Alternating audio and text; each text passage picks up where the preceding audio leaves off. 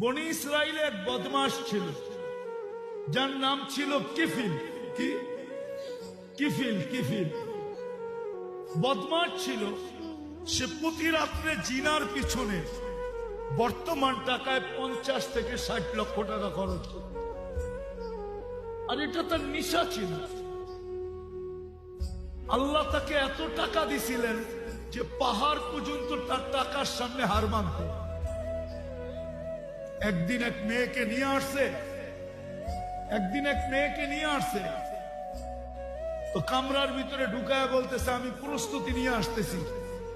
যখন নিয়ে আসছে প্রস্তুতি, তো দেখে মেয়ে অজরে কাঁদতেছে। তো বলতেছে, ওই মেয়ে কাঁদিস কেন? আমি তো তোকে টাকা দিয়ে নিয়ে আসলাম, তুই নিজেই আমার হাতে ধরা দিলি, আমি তো তোকে জোর করে আনি নাই। তো মেয়ে বলতেছিল, শুন কিফিল, আমি বাজারি মেয়ে না, আর এটা আমার পেশাও না।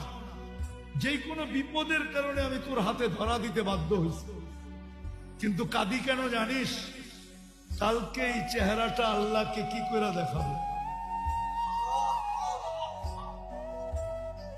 এতটুকু কথা তীর মারলে মনে হয় কিফিলের দিলে এত জোরে লাগতো না।